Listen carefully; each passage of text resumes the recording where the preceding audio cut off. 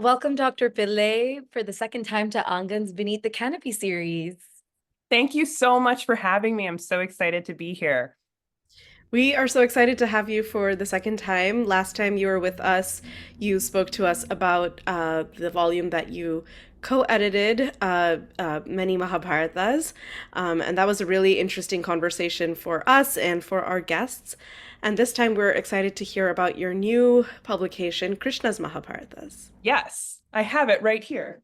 I forgot I had it, and now I do, and it's fun that I can show it to you. Yes, Krishna's Mahabharata. So excited. Thank you so much. It means so much to be able to talk about my book with both of you. Again, I am so just like in awe of all the work you've done in 2 years. Angan's been around, like less than Two. two. Yeah. Yeah. And also to like the opportunities you've been able to give college students, including one of my students at K College. And I know she's so appreciative of it. And you're doing awesome, really great work. And it's an honor to be here today.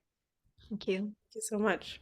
So let me start with a bit of a shameless plug because I'm talking about my book today. I wanted to share with all of you a code you can use to get 30% off of Krishna's Mahabharatas. You can see on the screen.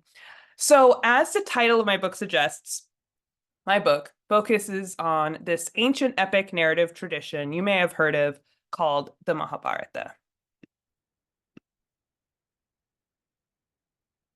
So, the word Mahabharata, which means the great Bharatas, excuse me, is most frequently used to refer to an ancient Sanskrit epic of the same name that was likely composed and compiled. And I'm using the word compiled here because it's unlikely the Sanskrit Mahabharata was written by one individual. It was locally composed and compiled between 400 BCE and 400 CE in South Asia. This ancient poem is 15 times longer than the Hebrew Bible and the New Testament combined. And the main plot revolves around this devastating war that is fought between two sets of royal cousins in the imperial Bharata family. Remember, the text is literally called the Great Bharatas, right? And so these two sides of the family, we have the 100 Kaurava brothers and then the 5 Pandava brothers and their paternal cousins. And so they wage this horrific, catastrophic war with each other. And at the end of it, 1.6 billion people are dead. And so this massive epic is an encyclopedic work on ethics, war, and kingship. And it's traditionally attributed to a sage by the name of Vyasa. And he also plays a major character in this story. He's the grandfather of both the Pandavas and the Kauravas. It's a little complicated family history, but let's just call him the grandfather for now, yeah? But while the Sanskrit Mahabharata may be the oldest Mahabharata, it is by no means the only Mahabharata. And like Shachi and Barka mentioned, I actually spent 4 years co-editing another book that celebrates the fact that there are many Mahabharatas. There have been countless poems, dramas, sculptures, paintings, novels, short stories, political essays, comic books, TV shows, feature films, children fantasy series, podcasts, YouTube videos, and Twitter threads that have been created in the past 2,000 years that have all been Mahabharatas. Mahabharatas have been created by women, Hindus, Muslims, Christians, Jains, Sikhs, and caste-oppressed people. But with very few exceptions, the majority of scholarship on the Mahabharata tradition, rather, has focused on the ancient Sanskrit Mahabharata, despite there being so many different kinds of Mahabharatas in so many different languages, yeah? And so this was a huge reason why my colleague Nell Shapiro-Hawley and I decided to put together this edited volume, Many Mahabharatas. So like my co-edited volume, Many Mahabharatas, my new monograph, Krishna's Mahabharatas, highlights the multiplicity and the diversity of the Mahabharata tradition, particularly pre-modern Mahabharatas in regional South Asian languages. So, as I'm sure many of you know, South Asia is home to hundreds of languages. According to the 2001 census of India, India has 122 major languages and then 1,599 other languages, yeah? So between the 9th and 17th centuries of the Common Era alone, multiple Mahabharatas were composed in a myriad of different regional South Asian regional languages. I would say in essentially every single regional South Asian language, you can find a pre-modern Mahabharata. So why was this epic repeatedly retold in regional languages in pre-modern South Asia? And was this epic retold in different regional languages for similar purposes? So in my book, I argue that Hindu poets throughout pre-modern South Asia composed Mahabharata retellings in regional languages, not in Sanskrit, because they wanted to express bhakti or devotion to the very popular Hindu deity Krishna. So in my book, I examine over 40 regional retellings that were written between 800 and 1700 CE, but I do focus on two particular Mahabharatas, Viliputtara's 15th century Tamil Bharatam from South India, and Sabal Singh Chauhan's 17th century Bhasha Mahabharat from North India. And so through close comparative readings, I reveal similar ways that these poets from opposite ends of the Indian subcontinent transformed this epic, again, about this super bloody apocalyptic war into works of ardent bhakti or devotion focused on Krishna. At the same time, I also demonstrate how these different regional Mahabharatas are unique pieces of religious literature that are anchored in local devotional cultures. And so throughout the book, I compare the Tamil Bharatam of Viliputtara, or Vili, as he's often called, and the 17th century Bhasha Mahabharat of Sabal Singh Chauhan, who I'm going to call Chauhan from now on. I compared these two retellings to the Sanskrit Mahabharata, and I also compared these two retellings to each other. But out of so many different pre-modern Mahabharatas in regional languages from South Asia, why did I choose to compare these two poems? So my main reason for picking these two retellings is based on the languages in which they are written. So more so than any other regions in South Asia, North India and South India are consistently seen as two completely different entities. And thanks in part to modern language politics, the same is also true for the Indo-Aryan/North Indian language Hindi and the Dravidian or South Indian language Tamil. I decided to compare the Tamil Bharatam and the Bhasha or Old Hindi Mahabharat in order to see what these retellings can teach us about the larger regional Mahabharata tradition in pre-modern South Asia. Vili's and Chauhan's texts aren't mutually relatable on implicit or innate grounds, but when we put these poems in conversation with each other, this reveals several striking comparisons that really wouldn't exist unless we compared these texts. And so I want to tell you a bit about some of these really striking similarities. So both the poems of Vili and Chauhan are the most widely known Mahabharata retellings of their respective literary cultures in pre-modern South Asia, and they're described in all of the major Tamil and Hindi literary histories. Both of these texts have also had active lives in manuscript and print culture. So during my fieldwork in India and as well as in the UK, I identified at least 33 manuscripts of the Tamil Bharatam and 40 manuscripts of the Bhasha Mahabharat, and multiple different printed editions of both of these texts. And so what I think is especially interesting for viewers of Aangan and Aangan's community is that these Mahabharatas have also inspired living performance traditions. Vili's Tamil Bharatam is a very important source for the Pirasangam Bharatam, or discourse on the Mahabharata recitations, as well as the Terukuttu, or street theater plays, of devotees of the Draupadi goddess community in the northern region of Tamil Nadu in South India. And in the state of Chhattisgarh in central India, excerpts from Chauhan's Bhasha Mahabharat have been incorporated into the Vedmati style of Pandvani ballad performances of different caste-oppressed and Adivasi or indigenous groups, as well as the chanting rituals of the Ram Namis. And the Ram Namis are a religious community of Dalits, those formerly known as untouchables. Vili and Chauhan also both claim courtly patrons. Vili praises a local chieftain named Varapati Adkondan multiple times in the Bharatam, and Chauhan continuously extols a king by the name of Mitrasen, as well as the 6th Mughal Muslim emperor Aurangzeb in his Mahabharat.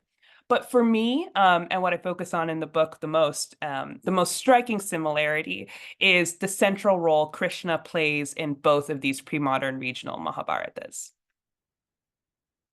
So in the introduction to his Tamar Bharatam, Vili states, I cannot fathom the excellence of the Mahabharata in the great language, i.e. Sanskrit, praised by the foremost great hidden Vedas, the sages, the gods, and others.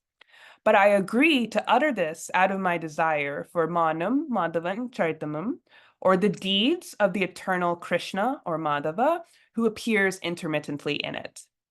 And then similarly, in the very first chapter of his Bhasha Mahabharat, Chauhan proclaims, Haricharitra ko bheda napavahi, kai bhasha sankshepa kachugavahi, Mahamuni jo vyasa bakana, Shri Bhagavanta charata janajana.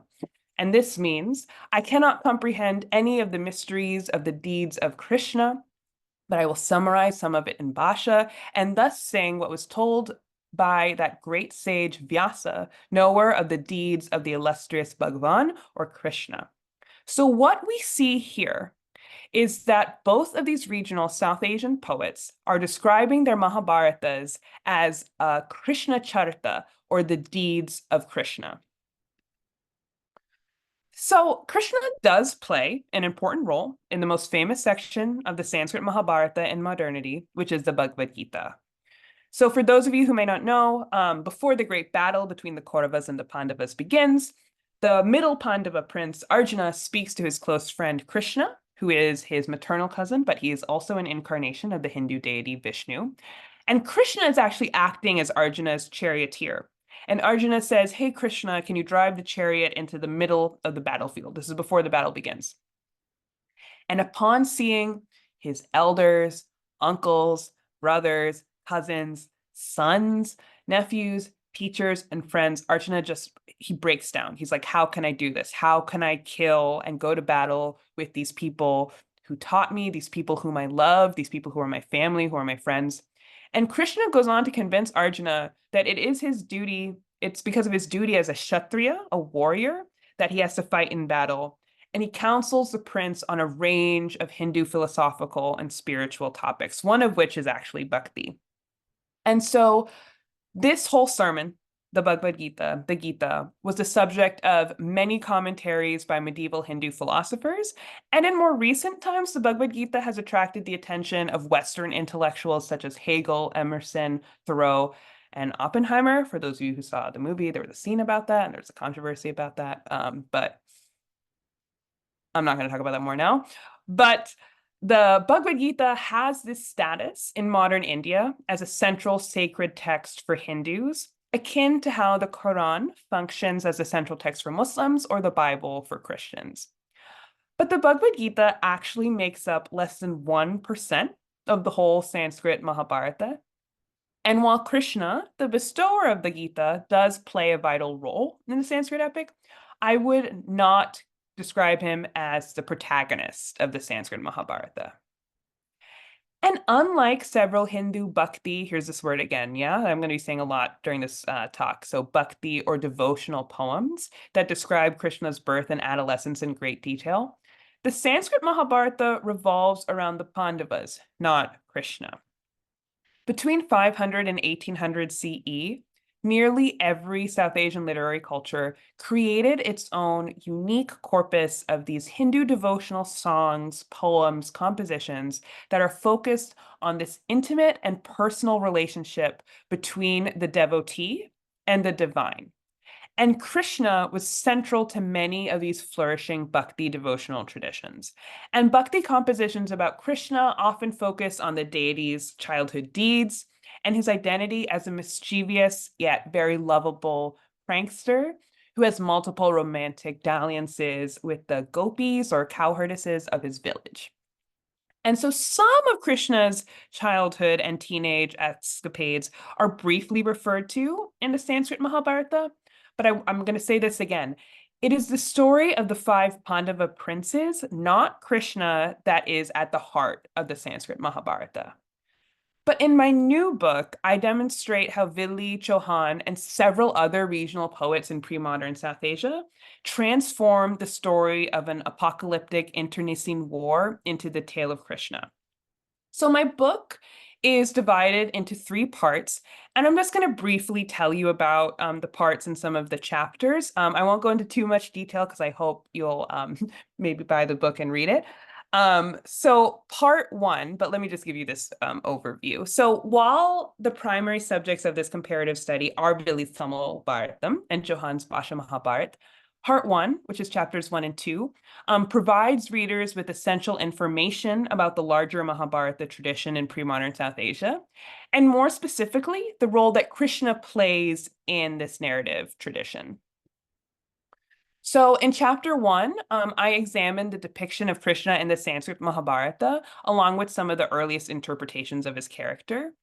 And I begin this chapter by talking about how the presentation of Krishna in the Sanskrit epic is a really interesting one, because Krishna in the Sanskrit Mahabharata is a pretty confounding figure whose actions are quite devious. There are multiple things he does during the Great War between the Pandavas and the Kauravas that are questionable, to say the least, yeah? But while Krishna is sometimes depicted as an omnipotent, ultimate, all-powerful god in the Mahabharata, at other times, he's presented as a limited deity with unclear motives, who is not as powerful as other deities like the Hindu god Shiva, for example. And again, this part about his motives being unclear is very important here. Is Krishna really on the side of the Pandavas?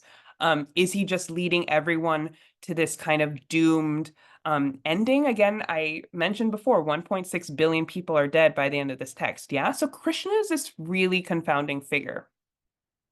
But after I discuss Krishna and the Sanskrit Mahabharata in this chapter, I discuss how there are 2 Sanskrit texts that were both composed around the 9th century, again, at different ends of South Asia, and I show how both of these texts are clearly unfazed by the conflicting depictions of Krishna's character in the Sanskrit Mahabharata. So the first is Aangan who is a Kashmiri poetician, and I show how he uses the story of Krishna in another ancient Sanskrit text, the Harivamsha, to argue that Krishna is the most important character in the Sanskrit Mahabharata. The second text I analyze is the Sanskrit Bhagavata Purana, which is an influential work of Hindu bhakti that was probably composed in Tamil-speaking South India. And the Bhagavata Purana does something really interesting. It recasts the Pandavas from the Sanskrit epic as Krishna's dedicated devotees, and it brings together 2 distinct forms of Krishna. So we have the young prankster Krishna and the adult Krishna of the Mahabharata. So in this chapter, I show that by the end of the 9th century, multiple intellectuals and poets in pre-modern South Asia, like Anandavardhana and the composers of the Sanskrit Bhagavata Purana, clearly believed that Krishna was at the center of the Mahabharata tradition. So chapter 2 is a detailed overview of Mahabharatas in regional South Asian languages that were composed between 800 and 1700 CE. So in this chapter, while I do discuss some Mahabharatas that are unconcerned with Hindu bhakti, my survey of Assamese, Bengali, Bhasha or Old Hindi, Gujarati, Kannada, Konkani, Malayalam, Marathi, Oriya, Tamil, and Telugu retellings show that there was a virtually continuous centering of the Mahabharata tradition around Krishna in pre-modern South Asia. And I discuss many of these retellings in detail, and I discuss some of the major themes of the book that come up in later chapters. Part 2, which is chapters 3 and 4, turns to shared narrative transformation in Billy's Mahabharatam and Johan's Bhasha Mahabharat. And in this part 2, in these chapters, I examine 4 of the same sections of these Mahabharatas side by side. So chapter 3, I compare the first and final books of Billy's Bharatam and Johan's Mahabharat. And I show that while the beginnings of both of the texts are quite similar and the methods that these poets use to put Krishna at the center of the texts are similar, the endings of the text are very different. In one of the texts, the Tamil text, it ends with the conclusion of the war between the Pandavas and the Kauravas, and the last verse of the poem is about Krishna going back to his home of Dwarka and the Pandavas ruling their kingdom. the Bhasha text, the old Hindi text, in the penultimate book, Krishna dies. Krishna dies in the Sanskrit Mahabharata as well, and he dies in this really kind of horrible way, in which his whole family gets into a drunken brawl and they kill each other, and he himself is killed by a hunter because a hunter mistakes Krishna's foot for the ear of an animal, and it's this really horrible death. So that happens in the penultimate book of Chauhan's text, but in the final book of Chauhan's text, Krishna comes back to life. And it's very interesting. And so these endings are very different, but I show that the endings of both of these texts are also integral parts of Vili and Chauhan's shared project of recasting these Mahabharatas as Krishna Charitas. Again, a term that means works that relate the deeds of Krishna. So chapter 4, I look at how Vili and Chauhan rework two of the most troubling sequences in the Sanskrit Mahabharata and how they transform them into devotional stories focused on Krishna. So the first sequence is the attempted disrobing of the Pandavas' shared wife, Draupadi. In the critical edition of the Sanskrit Mahabharata, and the critical edition was an edition of the Mahabharata that was created in the 1900s to try and recreate what was the oldest or most accurate form of the Sanskrit Mahabharata by going through all of these different manuscripts of the Sanskrit Mahabharata and only picking sequences that occurred in the majority of manuscripts. So that's why it's called a critical edition. They would try and take out different scenes and episodes that didn't appear in manuscripts from different parts of South Asia. So in this critical edition of the Sanskrit Mahabharata, during this horrific scene where Draupadi, the shared wife of the Pandavas, is disrobed, Krishna makes no appearance. Draupadi saves herself through the power of her own dharma when the Kauravas are trying to disrobe her. However, in several different Mahabharatas, including some versions of the Sanskrit Mahabharata, Krishna is the one who saves Draupadi from being disrobed by the Kauravas. And so I discuss this scene in Vili's Samabharatam and Chauhan's Mahabharata in great detail and talk about how the sequence in both of these poems is presented as a devotional one. The other sequence I focus on is the entire fifth book of both of these texts. So in the Sanskrit Mahabharata, the fifth book of the Mahabharata is the Udyoga Parvan, which is the book of effort. And so I look at the fifth book of both Vili's Tamilbharatam and Chauhan's Bhasha Mahabharata. And this is the book in which the Pandavas and Kauravas are preparing for war, and Krishna plays a very important role in these books. So again, I do a comparative study of these two different retellings of the Book of Effort and how they are all serving this kind of shared goal of turning the Mahabharata into a devotional poem. Part 3 focuses on the relationship between distinct regional Hindu Bhakti literary cultures, as well as the Mahabharatas of Vili and Chauhan.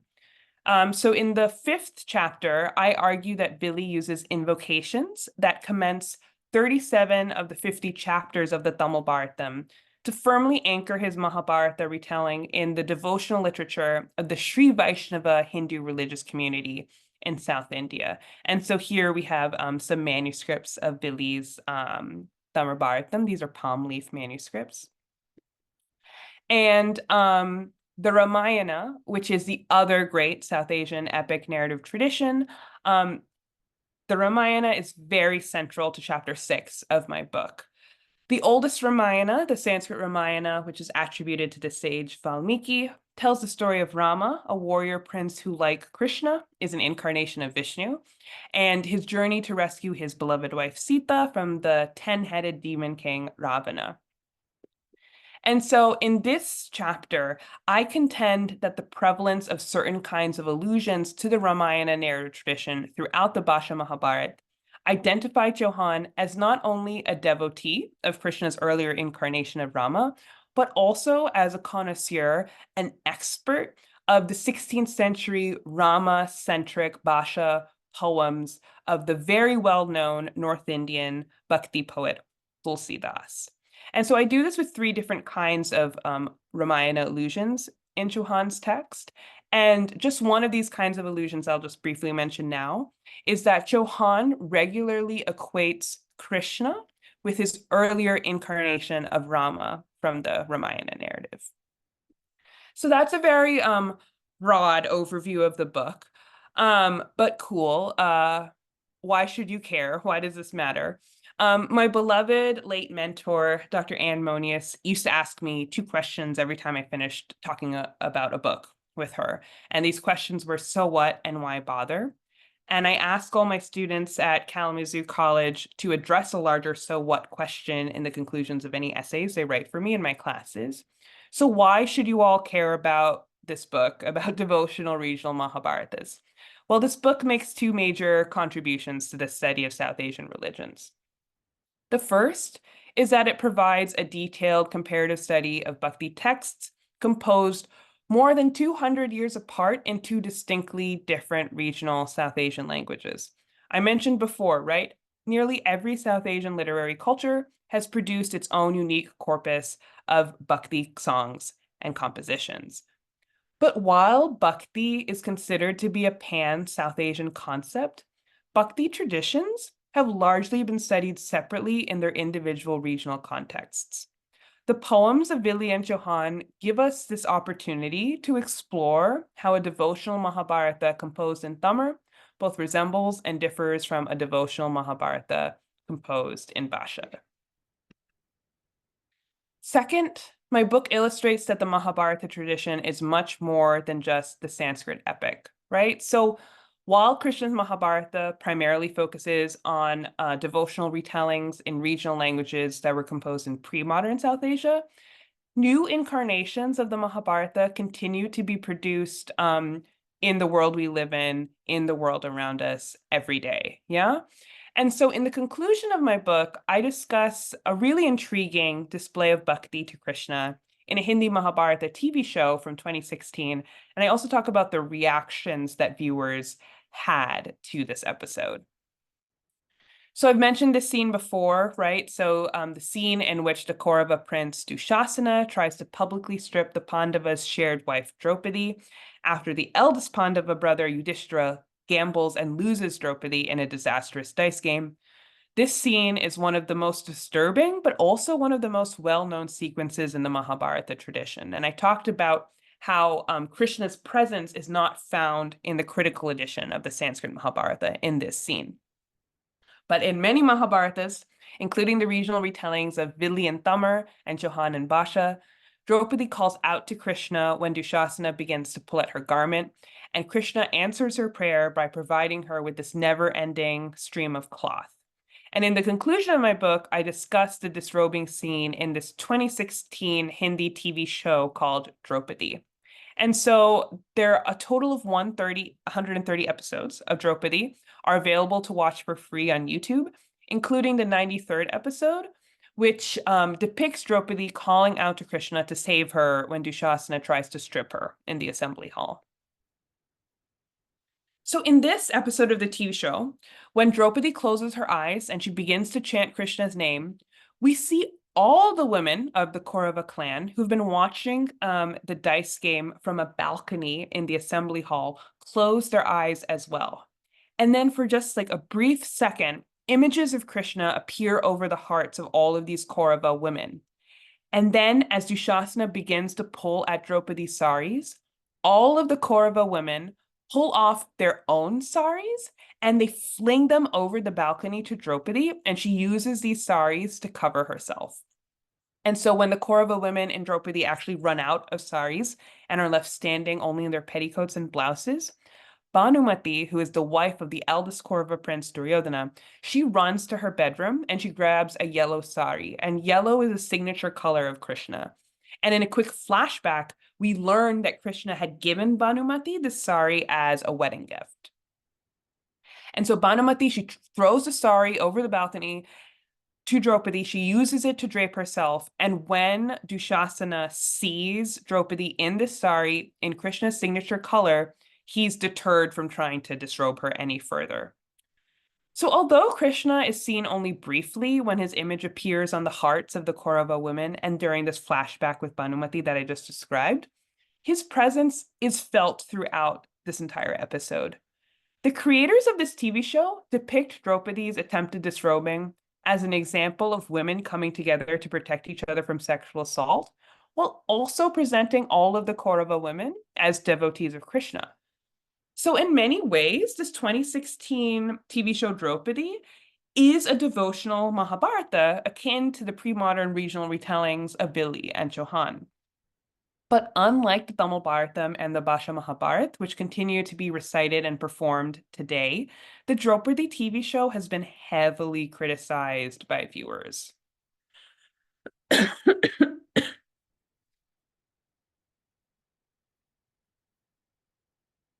So there are over 2,700 comments on the 93rd episode of Draupadi on YouTube, and they are overwhelmingly negative. So some of these comments are, hey, director sir, why are you humiliating the character of Draupadi like this? Krishna is saving Draupadi, not the ladies.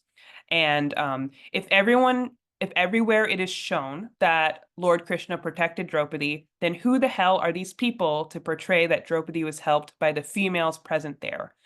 So these comments reveal that multiple viewers are really frustrated with the way Krishna is depicted, or rather not depicted in the attempted disrobing scene in this show. And many viewers also demand that this episode be removed from YouTube. And as of April 2024, the 93rd episode of Draupadi is still online.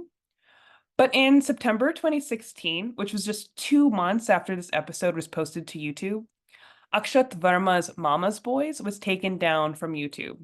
And Mama's Boys is a short Hindi Mahabharata film set in contemporary India, though, as you can see from the image on your screen, the characters wear costumes very reminiscent of these old Mahabharata TV shows, specifically the Doordarshan Mahabharata TV show.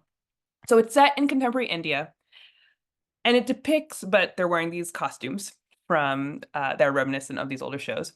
And it depicts Draupadi as a bold modern woman who is delighted to have 5 husbands, even though 2 of them are gay. And in 2016, a group called the Hindu Sena filed a complaint with the police and argued that Akshat Verma and the team of Mama's Boys have deliberately and maliciously acted intending to outrage religious feelings of Hindus by insulting its religion and religious beliefs by making fun of its religious book. So Mama's Boys is just one of multiple Mahabharatas and Ramayanas that have recently been censored in contemporary India. Much like the Hindu Sena in their complaint about Mama's Boys, several YouTube viewers believe that the attempted disrobing episode of Draupadi, the TV show, is ridiculing the correct or real epic. So one viewer reprimands the creators of Draupadi, saying, "They have made a joke of the epic Mahabharata. This is indeed a disrespect to our epics." Another writes, "Totally wrong. Please don't do mistakes because we should respect our epics." But then my question here is, what is the correct Mahabharata? Is the Sanskrit Mahabharata the correct Mahabharata just because it is the oldest Mahabharata? Is it the critical edition of the Sanskrit Mahabharata? Recall that in the critical edition of the Sanskrit Mahabharata, Krishna doesn't show up to protect Draupadi. A well-known scholar of South Asian religions and literary cultures, A.K. Ramanujan, famously once wrote that no Hindu ever reads the Mahabharata for the first time. And when he does get to read it, he usually doesn't read it in Sanskrit. So Ramanujan was talking about Hindus in modern India, but it's likely that the first exposure to the Mahabharata tradition for most people in pre-modern South Asia was also not through the Sanskrit epic. Remember, in pre-modern South Asia, Sanskrit was really only accessible to men from caste-privileged communities, right? So women did not have the same access to Sanskrit, and people from caste-oppressed communities didn't have the same access to Sanskrit. Instead, people in pre-modern South Asia most likely would have experienced the Mahabharata tradition for the first time via retellings in their own local regional South Asian languages. The Mahabharata tradition is much bigger than just the Sanskrit Mahabharata. Poets and artists throughout South Asia have been repeatedly retelling this epic for over 2,000 years. And while an overwhelming number of pre-modern regional Mahabharata poets retold the Mahabharata as the story of the deeds of Krishna, and not necessarily as the story of the war between the Pandavas and the Kauravas, each of these Mahabharatas are still very different from one another, and each of them is a unique bhakti composition. Every single regional retelling that I discuss in my book clearly shows that diversity has been an integral part of the Mahabharata tradition for centuries. The comments from YouTube also indicate that multiple viewers think that the writers of the Draupadi TV show made up the scene in which the Kaurava women throw their own saris to Draupadi. But this sequence actually closely mirrors one from Aangan Beneath 16th century Malayalam Bharatam Pattu, in which the women present at the attempted disrobing of Draupadi donate their own clothes to Draupadi to protect her modesty. As I show in my book, the Bharatam Pattu is one of several pre-modern Mahabharatas that focuses on Krishna. I have to admit, I don't know if the creators of Draupadi were inspired by or were even familiar with Aangan Beneath's pre-modern Malayalam Mahabharata. Malayalam is a South Indian language, Hindi is a North Indian language. But regardless of the origins of the sequence with the Kaurava women in Draupadi, what is evident is that this Hindi TV show, Draupadi, like Aangan Beneath's Malayalam Bharatam Pattu, like Vili's Tamar Bharatam, like Chauhan's Bhasha Mahabharat, and like several other Mahabharatas in regional South Asian languages, this TV show is part of an incredibly rich and diverse tradition of retelling and permeating this epic narrative with devotion to Krishna. And this is a tradition that has been taking place for hundreds of years. I hope that others will continue to study Krishna's many devotional regional Mahabharatas from both pre-modern and modern South Asia, and that scholars examining contemporary retellings will investigate how these Mahabharatas are being received in the world around us.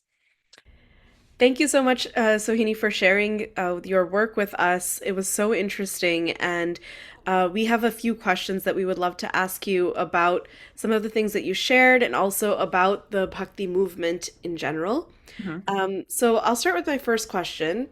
As the viewers might know, both Barkha and I are practicing dance artists, and we also teach students. That's a big part of our work that we do day in, day out. And some of the conversations that I've been having lately with my students and considering some of this material as the material that we build dance works off of, is that there's kind of layers of interpretation behind these stories. So there's kind of obviously the mythological story, then there's the spiritual or philosophical metaphor, and then there's often also a political either motivation behind telling these stories or a result of telling a story in a certain way. So I was wondering if you could talk a little bit about the Bhakti movement. And I mean, we say movement, but it's such a long, expansive history. So maybe Bhakti period is more accurate. And why some of these different versions might have become more prevalent, or what people might have related to in this for them to be popularized. So thank you so much for that question. That's a really important one. I want to start first with talking about this term Bhakti movement. Yeah. So there is this idea that the Bhakti movement, which traditionally is supposed to start in Tamil-speaking South India and move all the way up to North India. And so it starts in South India around like 500, 600 CE and reaches its kind of pinnacle in North India, that this movement was populist and progressive because there are so many different kinds of poets involved in this Bhakti movement, or who are participating in this Bhakti movement. So we don't just have Hindu men, right? We have Sikhs, we have Muslims, we have Dalits participating in the Bhakti movement. We also have multiple women partaking in the Bhakti movement. Almost every regional South Asian literary culture has a female bhakti saint, right? So for Basha, it's Mirabai. For Tamar, it's Andal. Kannada, it would be Mahadevi Akka. In Tamar, we also have Karikal Ammayar, and there are multiple female bhakti poets in Marathi, right? And so there's this idea that it is like very progressive and populist, and it's something that unites South Asia, yeah? But this idea of a singular bhakti movement is really a construction from the 20th century, in that many ways is also a colonial legacy. And one of the most well-known scholars of Hindu traditions, John Stratton Hawley, in 2015, wrote a book called A Storm of Songs, India and the Idea of the Bhakti Movement. And he kind of shows how, again, this construction of a single bhakti movement is a very recent idea, especially we're thinking about how long South Asian literary history is, yeah? Some scholars have suggested it might be more productive to think about each region in South Asia having their own individual bhakti movement, right? So if we were talking about the Basha bhakti movement, that would include Saguna or iconic poets who talked about God in an iconic form, like Tulsidas, who's talking about Rama, Mirabai, who's talking about Krishna, Surdas, who's talking about Krishna, and also Nirguna poets or who talk about God in an aniconic form. So that would include Raidas, who's a Dalit poet, Kabir, right, one of the most well-known Bhakti poets. But the issue with that is that in a lot of literary histories of different South Asian languages, there's this periodization model.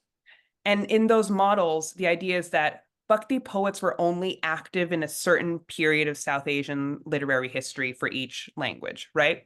So for Tamar, for example, first there's the Sangam period where we have these Sangam poets writing these secular poems about love and about war. And then we have the Bhakti period where we have both Vaishnava devotees of Vishnu poets and Shaiva poets writing Bhakti poetry. And then afterwards, we have all these different kinds of like courtly poetry, right? The problem with that model is that for Tamar, for example, Vili, my poet, he's writing in the 14th century. But according to these like different models, Tamil Bhakti poetry is only between 500 CE and 900 CE, right? And so that's why, and the same is true for Basha. So the Bhakti period is like between the 1300s, the end of the 1300s and the 1600s. And then anyone who writes after that, they're not Bhakti, they're Riti. Riti, a term that is often translated as mannerist poetry or courtly poetry. And if we look at the history of Hindi literature, especially imperial colonial forces, where like Riti poetry is when, you know, this poetry is descending into this time of like sexuality and sensuality, and Bhakti poetry is the good poetry. And then they're also connecting the Riti period with the advent of the Mughals, right? And there's all of these like dangerous kind of historical constructions going on.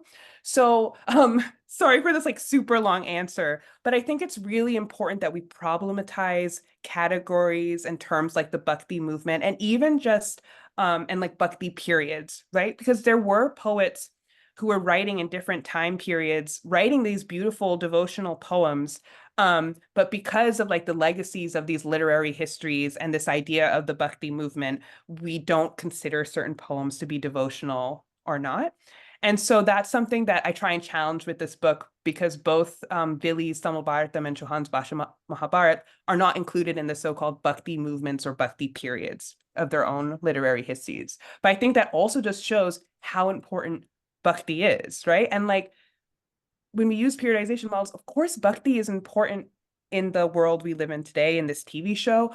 In your dance classes, in your dance performances, clear like Bhakti is one of the first words I remembered hearing from my own classical Indian dance teacher, right? It's a really important word for us. And when we use these like models, sometimes we can create these kind of problematic situations when terms don't get the, sometimes terms can't capture a concept in the way we would want them to. Thank you, Sohini. Honestly, long responses are welcomed. I think we are interested in hearing it, and it's very natural that you go off into different tangents to explain this one thing that we need to understand, because it is such a complex literary history, and this Bhakti period in itself, the word, the understanding of it, and then the different outlooks into it is important. You kind of might have answered this, but I want to kind of ask it again, which is that we know there are non-Hindu versions of the Mahabharata. And could you speak about how Krishna is portrayed in those versions briefly? Yeah, so thank you so much for that question. That's a really great question.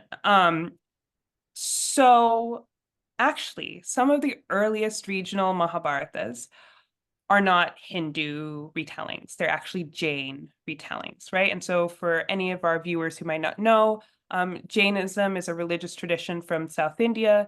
That is a beautiful and complex religious tradition. Two of the most important concepts in Jainism are asceticism and renunciation, yeah, and as well as nonviolence specifically, right? This concept of ahimsa. And so in the two of the earliest regional retellings of the Mahabharata were composed in Kannada by two poets, Pampa and Rana. And in Pampa's retelling of the Mahabharata, his poem is called the Vikram Arjuna Vijayam, which means the victory of Arjuna. And in Rana's retelling, the title of the text is the Sahasa Bhima Vijayam, which means the victory of Bhima. And it's so fascinating because in Rana's retelling, which is from the 11th century, it's called the victory of Bhima, but the real kind of moral hero of the text is Duryodhana. And the reason for that is because if a Jain poet is writing about the Mahabharata, which is a text and a narrative tradition that's kind of permeated with violence, right? Duryodhana is a really interesting character to focus on, to critique the violence in that text. Yeah. And in these texts, in both the Sahasa Bhima Vijayam and the Vikramarjuna Vijayam, there's this really fascinating sequence in which Ashwatthama, who is the son of the Pandava and the Kauravas' teacher Drona, he sees Lakshmi, the goddess of wealth, prosperity, who's also the consort of Vishnu. And remember, Krishna is an incarnation of Vishnu, right? He sees like Lakshmi slinking away to Krishna at the end of the war. And he starts like insulting her. And in one of the texts, and I don't remember which one, he calls her, you're just a gopi, one of the many gopis who's with Krishna, right? He insults Krishna, he calls him a cowpoke, right? And at this moment in the text, Ashwatthama is so upset over what has happened. His father has been killed in a horrible way. The Kauravas have been defeated. Duryodhana has been defeated in this horrible way. And we find him talking about the Krishna of Bhakti traditions, right? If he's talking about gopis, that's something we associate with this kind of devotional Krishna, right? And he's being very critical of Krishna. And so I think that shows that these stories about Krishna were circulating across South Asia. And at this time, these Jain poets were using the Mahabharata as a way to critique some of these other kinds of religious traditions and also put forth their own values and beliefs, one being nonviolence, right? And kind of showing the horrors of the Mahabharata. There were also multiple Muslim retellings of the Mahabharata, the most famous one being the Razamnama, which was commissioned by the third Mughal Emperor Akbar, who is kind of remembered today for being this very pluralistic and accepting Mughal emperor. And the Razamnama is written in Persian. I was really surprised to find that in the Razamnama, we find really kind of fascinating things going on with Krishna. On one hand, the Bhagavad Gita is kind of truncated or shortened, but that is actually something we find in a lot of regional Mahabharata retellings, mostly because I think the Bhagavad Gita, and I talk about this in the book, is this kind of dense philosophical text, and these narrative poets don't want to be spending too much time talking about all of these philosophical topics. So we do find a shortened Gita, but Krishna is there when Draupadi calls out for help during her disrobing, and Krishna is the one who saves Draupadi. Audrey Treshke has written a bit about this in her work on the Razamnama. Sometimes, like the word for God, Allah and Krishna are used interchangeably in this text. And so sometimes we see Krishna as the very Hindu deity we recognize, and sometimes we see him as a deity who Muslim readers and audiences would recognize. And there are also Sikh retellings of the Mahabharata as well, most famously in the Dasam Granth, which was written by the 10th Sikh Guru, Guru Gobind Singh. I actually am not aware of the role Krishna plays in that text. I do know Yudhishthira is an important character in that text, but I do know that there is a retelling of the Ramayana, the Ram Avatar, in the Dasam Granth, and really interesting connections being made between Rama and Guru Gobind Singh in that text. And so again, in pre-modern South Asia, we have Muslim, Jain, Sikh, Hindu, multiple different religious traditions retelling this narrative. Interesting. Yeah, I could actually see where the Guru Gobind Singh Maharaj's connection to Rama can be made, because a lot of, at least from what I'm learning as of recent research and reading, is about sacrifice. And the greatest sacrifice, he's made some of the greatest sacrifices in the name of Sikhism. Yeah. And Robin Reinhardt has written this really fascinating book called Debating the Dasam Granth, which is actually in the same series that Krishna's Mahabharata is in, from OUP Press. And Great. super interesting. Highly recommend it. Thanks. So, one of the things that fascinates me about the work that you do is that um, you're you're studying something that is a living tradition for some people. So, and there's often, or I can assume that there can be a gap between the practitioners of a religious tradition and those who study it academically. So we're curious about, your experience in doing this research and then presenting this research, who you find taking an interest in it, and whether, besides doing the study of the texts, or those kind of materials, just through conversations, what things you've learned, maybe even since post publication. That's a really interesting and deep question. So, I think it might be helpful to just share a little bit about my own religious upbringing and religious background. I come from a mixed religious background. My father is from a Tamil Hindu Pillai family. My mom is from an Anglo-Indian Protestant Christian family. I grew up with both of my grandmothers playing a very important role in my life, and getting a lot of my religious instruction and religious narratives from those two really important women in my life. Um, and just even from stories they would tell me, I would see similarities with this, like, why is Karna put in a basket and floated down the river? I'm like, oh, that happens with Moses too, right? And so I would see these similarities, and that kind of got me interested in this kind of comparative work. My Pati, my paternal grandmother, introduced me to the Mahabharata and the Ramayana with stories she would tell me, as well as with comic books and children's versions of the epics she would bring to me from Chennai in India.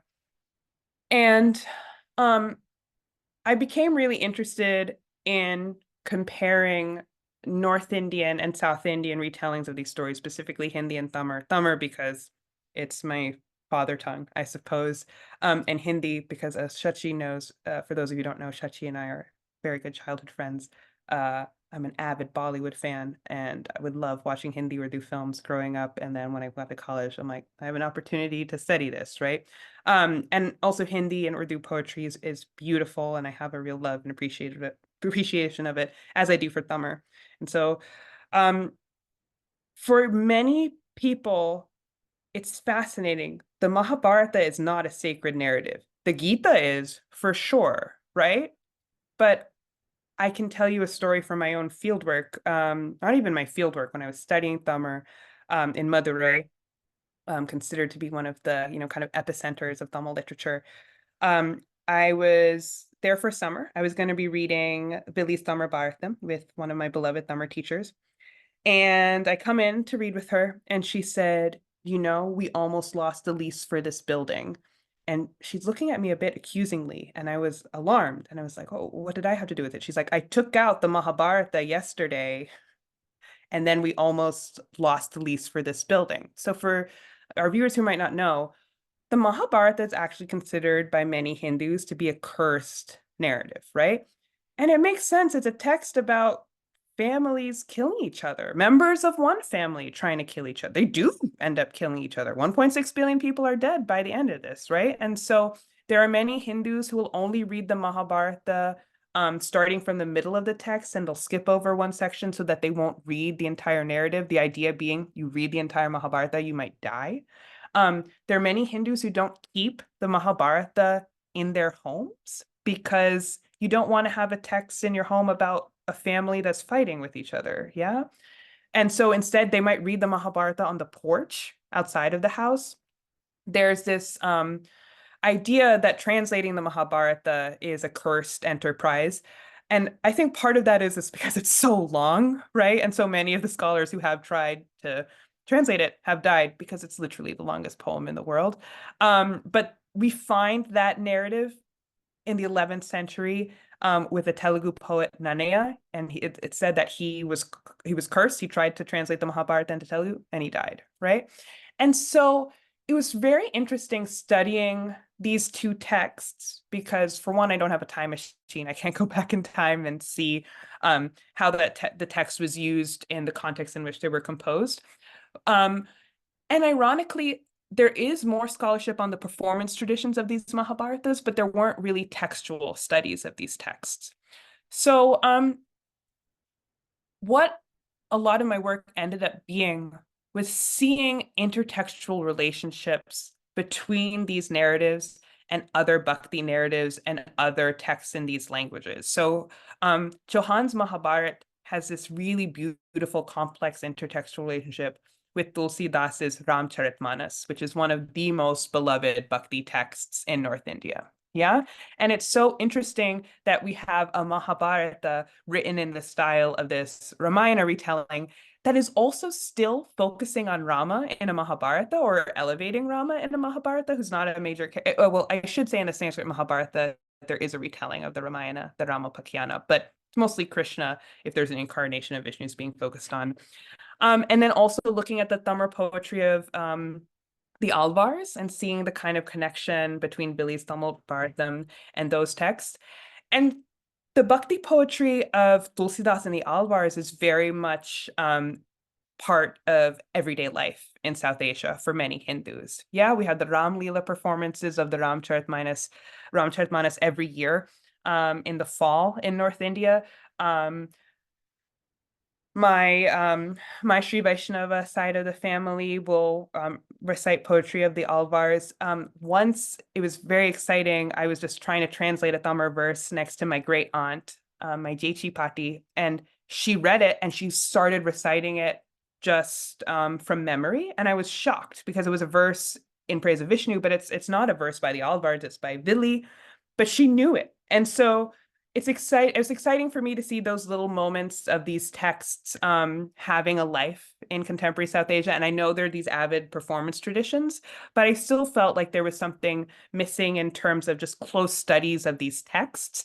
And again, I wish I had a time machine so I could interview these poets and see how these texts were used at the time they were composed. But it was also just so exciting to see connections between these texts in different languages, and then to see that Vili and Chauhan were not the only poets who were doing this, and that this was happening in so many other South Asian regional languages as well. And that was just really exciting for me. It's interesting, and just every time we talk to you, I feel like even offline, I think it's interesting, at least for me, the perspective of everything is always through dance. And I'm like, wow, like we don't ever show this version, or we don't know this, and we don't know so much information. And it's just fascinating to me how like one like epic has like so many versions and so many ideas and so many characters, and then play such a large role to influence, how we see the world culturally. Well, one thing I will say, and Shashi can attest to this, Yeah. through dance, I learned so much about these epic narratives, and it like ignited, actually, I feel like, this desire to know more about them. So like the summer before my Nritti Nipuna, which was what my dance teacher called our engagement, um Shachi was one of the MCs for it. And so I'm like, I'm gonna like create these notes for Shachi to be able to describe the dance, right? And I just like went batshit crazy and like started like I think I gave Shachi like a 30-page document of notes, and I was like, have you heard of the Gita Govinda by Jayadeva? And do you know about this and this and this and this? And like I was just like getting so excited learning about these different things, and also like, hey yo, like it was so doing that research and like what does it mean if I'm doing this Manipuri piece and the dancer's name is Vrinda, but it's happening in Vrindavan? Is that significant? And then just like going down like what's it called? The rabbit hole and just being like, oh, why is this happening? Blah. And like, why do we hold the flute like this in Manipuri, but we're gonna hold it like this and another thing like, and like I feel like that was like got me excited about like being a nerd. Well, And you know, like it's dance is interesting. really important, a part of my story, because I was doing Shachi's, background research, and I got too excited by it. Well, I mean, it's interesting to see how that has like completely shaped your life and what you do right now, and you having, now having two books on these types of stories publicized, which kind of leads us into the next question, which is that, you're a professor of religion and you teach all kinds of world religions during your semester, during the year. What parallels do you find in other religious histories where the role of a particular character has similarly shifted through its retellings? I'm sure there's many, but if there's one that particularly you feel inspired by or to want to share. Yeah, well, actually, so this isn't one, I guess I kind of teach about it. I am so fascinated by how the Virgin Mary has like all of these different reincarnations throughout the world and throughout different Christian and Catholic traditions. Um, I have a friend and colleague, Kristen Bloomer, who's at Carleton College, and she's written this fascinating book about Mary possession in Tamil Nadu by both Hindu and Catholic women who are possessed by Mary. Wow. And I was like, it's right? Like that is so cool. And then like we have the Virgin of Guadalupe, who's an indigenous goddess, as well as seen as an kind of like, I don't know, incarnation of Mary, if that's the correct way um to phrase that. I had one of my students write a really brilliant senior thesis about keening songs to Mary in Irish women's music, and like this kind of mourning and like thinking about Mary in those ways. And so I teach Kristen Bloomer's book, parts of it, about again, women being possessed by Mary, both Hindu and Catholic women being possessed by her, which is, I'm sure, something that would have made my Protestant grandmother like horrified, right? And so that's something I would love to learn more about that. I teach a little bit about it, but she has so many different forms throughout the world, and that's something I'm really interested. And then, there's the Mary I know from like Jesus Christ Superstar, like a musical I grew up watching, and the Mary from my childhood Bible. There's so many figures like this, but maybe Do I Mary we think about so much necessarily as having different forms. do I hear or sense another book that's going to come out in 2 years that you're going to be authoring? So my next book that I have a book coming out, which you two are a part of. Thank you so much for agreeing to be interviewed for this book, Women in Hindu Traditions, which is under contract with NYU Press. But my next book that I'm writing on my own is about cinematic adaptations of the Ramayana and the Mahabharata, specifically Bollywood adaptations. And like, I'm excited to talk about how K3G, Kabhi Khushi Kabhie Gham, and Mehuna are Ramayana retellings, and also some movies we might not think of as being Mahabharata and Ramayana Yeah, retellings. And like there's also absolutely. like movies like Monkey Man that just came out, and there's also a Telugu film called Man, like Hanuman, that came out this year. And like every year, I feel like every minute I see a new Bollywood or Tamil or Telugu film about the Ramayana and Mahabharata. And so that's my next book project, which I'm really excited about. I'm not going to move away from, well, branching out to the Ramayana too, but cinema is another huge passion of mine. So I'm really excited about that project. Exciting. Wow. Wow. I'm sure our listeners hopefully are like, oh, that's really interesting, and I can hope so. think of a few movies. And when that comes out, we'll do another Beneath the Canopy with you. Ooh, yeah, and we can invite Shah Rukh Khan because I'm talking about him a bit Great. too. Yeah, Great. Yeah, I'll sounds just good. text He'll him and let him definitely know. come. I'll WhatsApp him and let Cool, him know. cool. Keep his dates. Awesome. Great. Uh, this is all really it's so interesting, and I think that obviously also speaks to the depth and of the text of these texts itself, and like the just the amount of time that they've lasted for, that there's just endless conversation to be had around them. Mhm. Um, one of the questions that we had was in this bhakti period, BC, devotion, spiritual, and romantic or erotic, kind of focused on certainly on Krishna, on Shiva, and we were curious if you could speak a little bit to um, if there were some female objects of this kind of devotion, or especially that romantic kind of devotion at all in this time, and poetry devoted to them that you're aware of.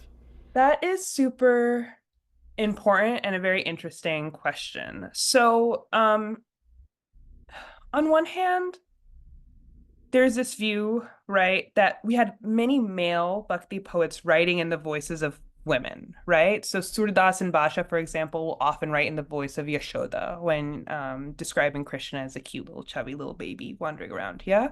And then we have female poets like Mirabai, Lal Ded, Andal, Karikala Mayer, Mahadevi Akka, who are women talking about God as women, right? And talking, and not all of the poets I just mentioned necessarily talked about God in a romantic way, but certainly Andal and Mirabai and Mahadevi Akka do, right?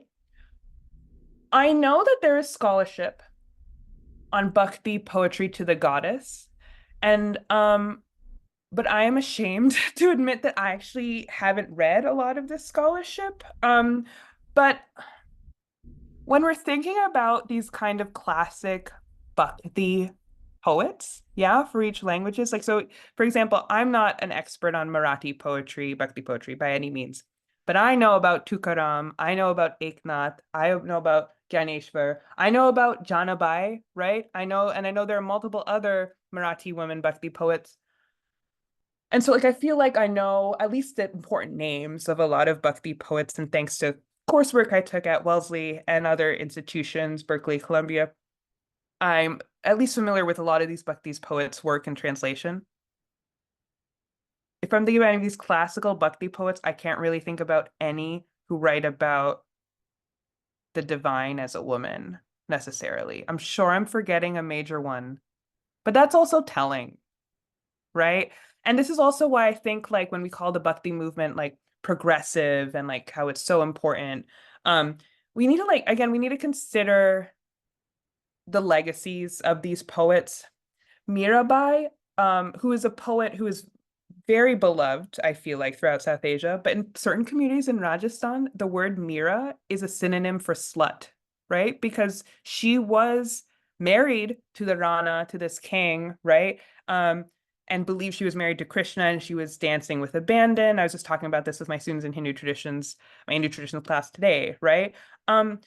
Like these different Bhakti poets have different legacies, and especially when gender is involved, I think like that's a really important conversation that needs to be had. And I think with this comparative work with Bhakti, that could be really interesting to compare. And I know there have been some like articles and some short books comparing different female Bhakti poets, but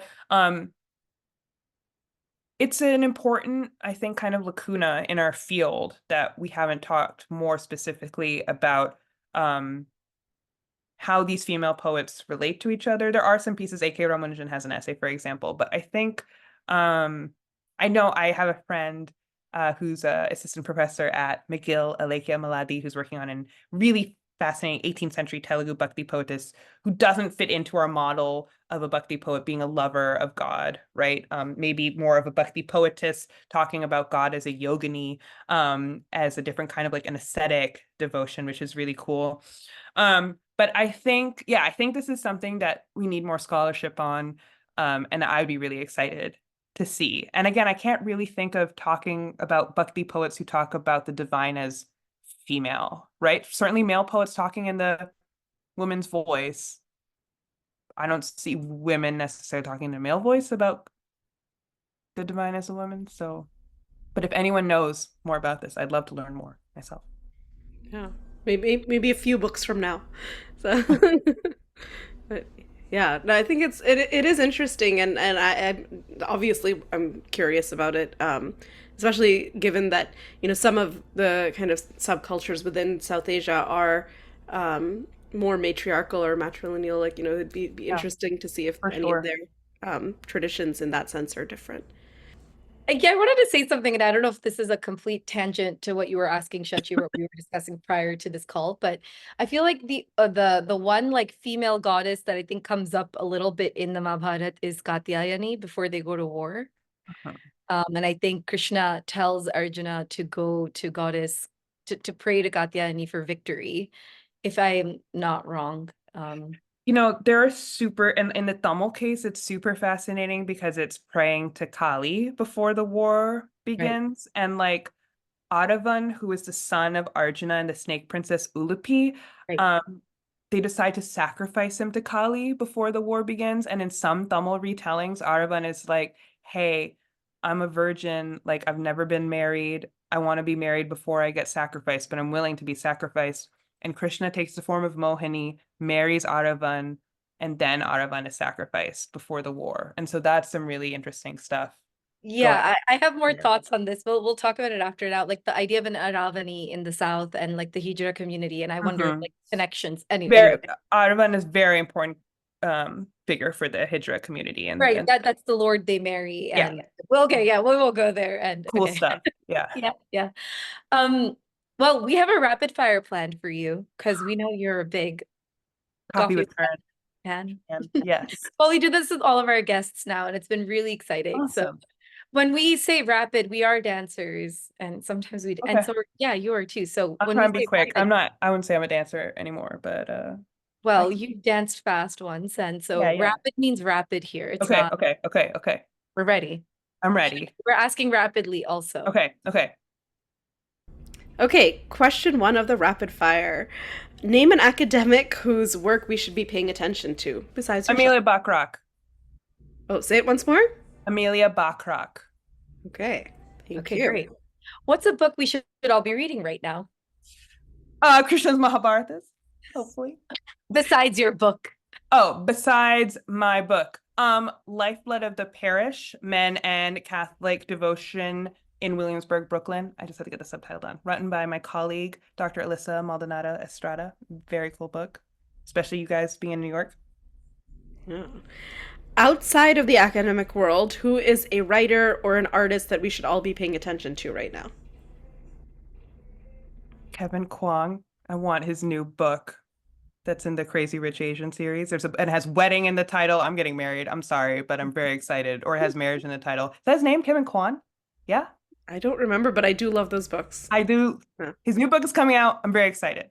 He also had a book that came out a few years ago, Sex and Vanity. Also very good. Yeah. Okay. Well, moving on. Chai versus filter coffee. Chai without milk and sugar. Black chai. This is a scandalous question. The next one. I wrote this one. Okay. Shachi. Boston versus Michigan. Boston. Thank you very much. Boston. Okay. A last one for now. Favorite city to visit in India? Udaipur. Ah. Let me give you another little twist and just a last additional one. Okay. Delhi versus Bangalore versus Chennai. Delhi. I lived there. I lived there for 9 months. You got history next to a mall. Very Very nice. So I this is have like an a rapid unpopular fire. opinion that I prefer Humayun's tomb to the Taj Mahal. Wow. Love it. I love Humayun's Okay. tomb. Everyone should go. Yeah. Yeah, I think I would agree. I think I would agree with that, with being having traveled to Delhi enough now in the last year or My two. family in South India is going to disown me after. I was surprised. I wasn't expecting you to say that. No, but my heart, it's Delhi. That's awesome. Well, Sohini, thank you so much, or Dr. Pillai rather, for your time always. You have always been so generous to Aangan, whether it's joining us for these Beneath the Canopy chats or sending your numerous students for our internships. We're hopefully going to have another one of yours this summer, and we're really looking. Inshallah. Yeah. And thank you for your generosity and giving me a place to promote my book. And I just love chatting with both of you. It's always a fun time. I really enjoy it. Yeah, we love it too. We learn so much, and we genuinely just enjoy these conversations. So As do I. thank you. Thank you.